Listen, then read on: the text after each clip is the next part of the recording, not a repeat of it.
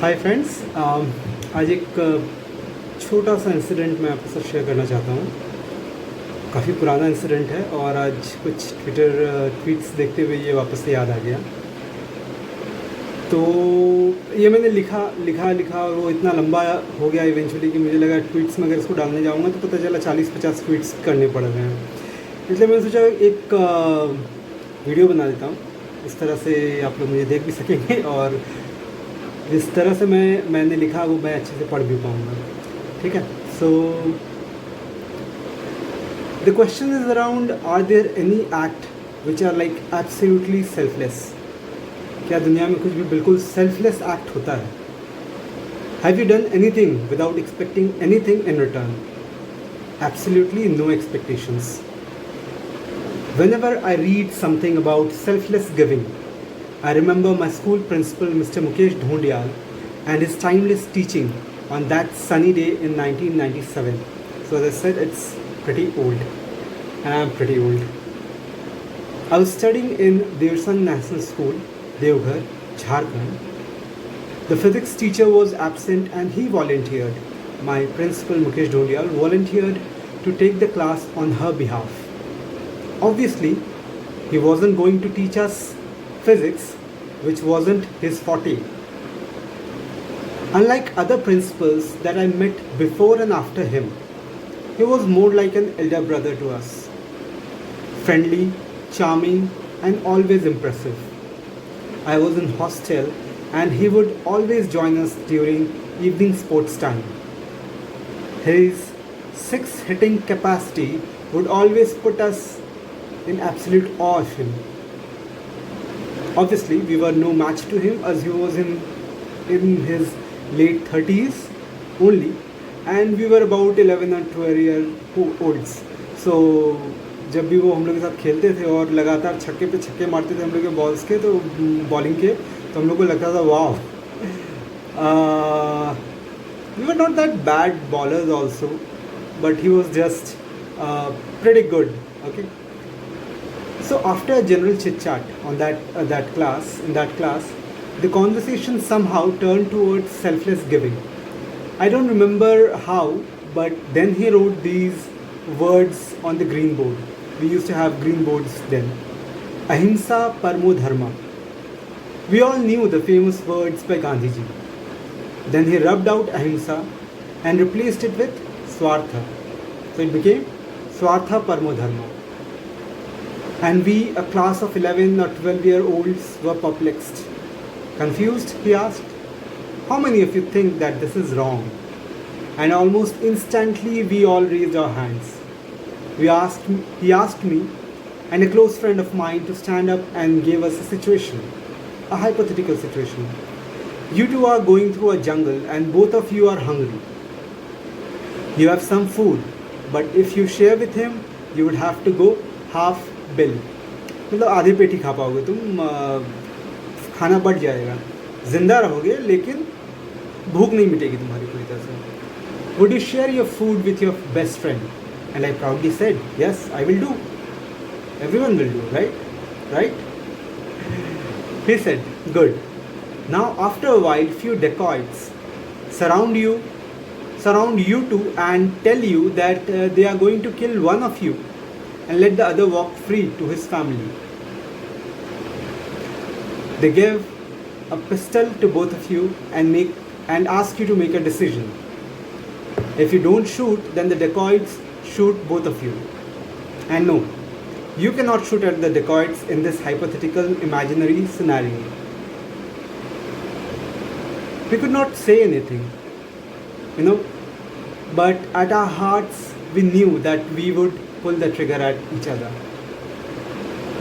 This is when we learnt about our deep-rooted instinct, Swarth. Let no one make you believe that they would do anything for you if it does not appeal to their Swarth at some level. He carried on. Every human being is selfish at the core.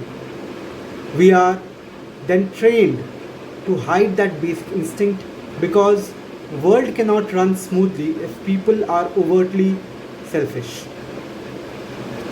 There would be no trust in the society And trust is very important for a society to survive. We are taught from the childhood that we shouldn't lie. Have you ever thought why? Because lying destroys trust. We tend to believe someone easily if we have an impression that this person always speaks the truth or at least does not lie blatantly. Similarly, we are taught not to be selfish, but we are wired in a way that we always have to be selfish for evolution to happen.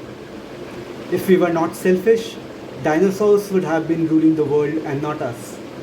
We killed all of them and many more other wild animals for survival, and we should always remember this thing. Now think of the jungle scenario once again. Now your brother or sister was with you along with your friend, and the choice is between your best friend and your sibling.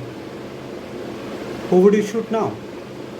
I think the choice is much simpler now. No one had to answer this, but we all knew what we would do. He said, I am giving you an extreme scenario because only at those times we recognize our true selves. We recognize that Swartha is actually the only religion that we serve. All other religions are only ways to practice that without actually naming it.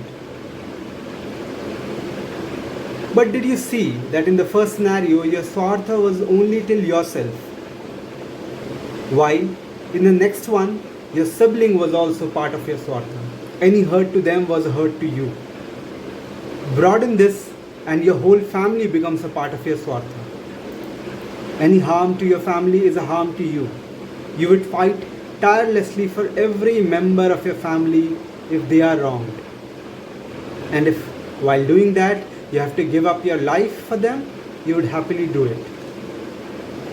When your Swartha grows bigger, your neighbor, your clan, your society, your city, village becomes part of your Swartha. And people take enormous pain to serve them. Make sure that every one of your extended Swartha stays happy. That's the human nature. When you become a bigger selfish and the whole country comes under your Swartha, you are ready to do anything for your country. If it means killing people from other country, so be it. That's what soldiers do. Their Swartha is as big as their country. You become a Mahatma if your Swartha is so big that it encompasses the whole world. You attain self-actualization and work for the humankind. You are not concerned with a particular country or a particular society or your family, and not even with yourself. But even then, what you do is not an absolute act of selflessness. You do it to satisfy your Swartha, that your deeds have done good for the humankind. A mother feeds her baby out of Swartha because her Swartha is linked to the well-being of her baby. Any wrong to her baby is a wrong to her. A father works tirelessly for the same reason. Even when we do charity, we make sure our names are there on the board for everyone to see, right? But then I asked, but sir, many people don't do it for others to see. They don't declare their names and remain anonymous. They said, God is watching them, no? I said, yes. And if God is watching them, He would count that as good deed and the concerned person would go to heaven after death, no? I said, yes, most likely. So, even he is doing it anonymously because he believes that his God is watching us. He expects the God to accept him in his heavenly abode once he dies. No one is doing an absolute act of selfless giving. And that is okay. We don't have to. We only have to have as big a selfish heart that it encompasses everyone around us. It encompasses the whole world, the whole humankind. Make your Swartha your biggest dharma in life, he said. The school bell rang then, but we were still deep in thoughts. It's been almost 24 years to that physics period, but I have never forgotten him or his teachings. It's been almost 22 years since I last saw him. I've tried to find him through old friends, Facebook, etc., but I think he's not on social media either. I don't know if this video, this post can ever reach to him, but if he ever sees me, if he ever sees this, I want to thank him very, very much for what I am today, for his learnings. Thank you.